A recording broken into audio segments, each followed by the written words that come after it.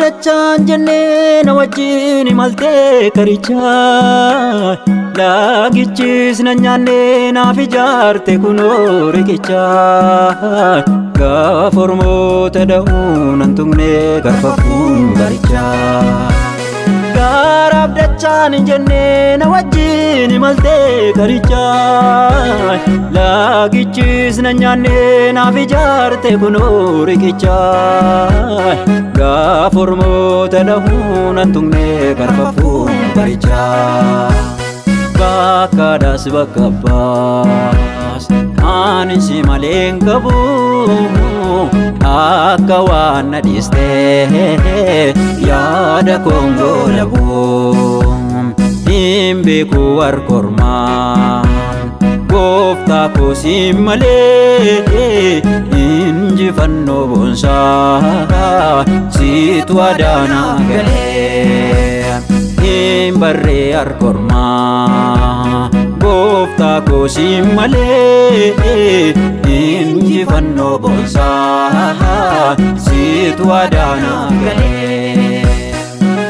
Sita siin naga'ee naa eegee gatii koo gara ofiitti herregee. Sita siin naga'ee naa eegee gatii koo gara ofiitti herregee. Sita siin naga'ee naa eegee gatii koo ofiitti herregee.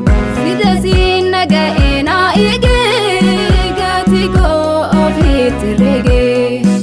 Si malee hin qabu qabeenyaa situ naaf kanfaale beenyaa. Si malee hin qabu qabeenyaa situ naaf kanfaale beenyaa.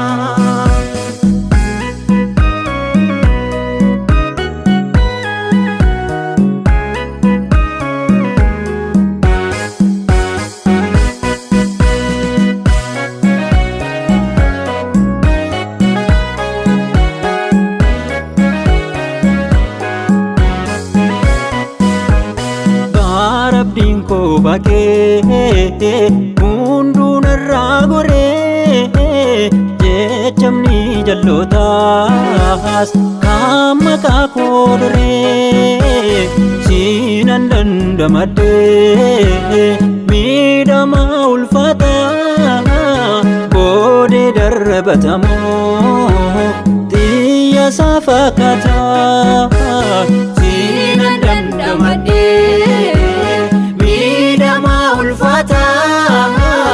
boodee darbatamoo xiyya isaa fakkaataa. Yesuus gaafa dacheen kuni lafa lixaa dhabu Yesuus dacheetti qabatee abiddirraa laboobu Yesuus itti baqadhee taaloof galee waa namaa dhaloonni si wajjin adeemuun oolfamaa.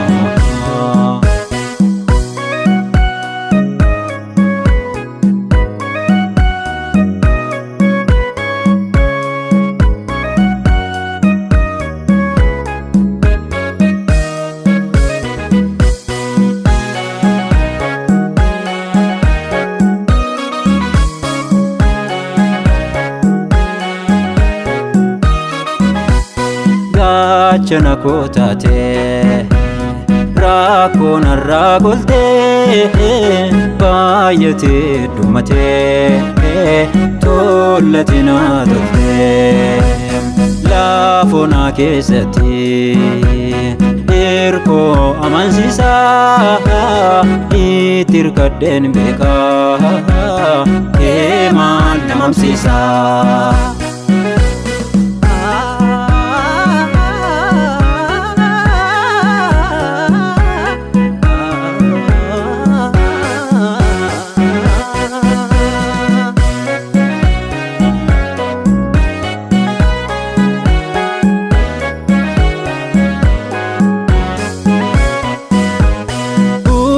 Sikee gaarii yookaan sikee haqaa kan nu gaashaa dhabee waajjira kee dhaqaa si darbee dubbataa warra fiira hin qabne barsiisaan akka keessattuu dargamne.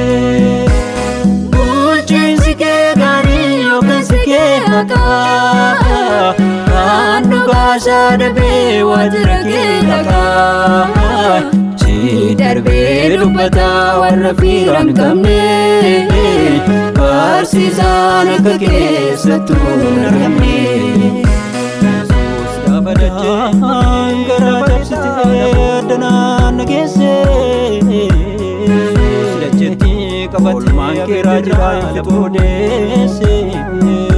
Yesuus itti baaqaatee taarri rakkatanii ooluu galuu.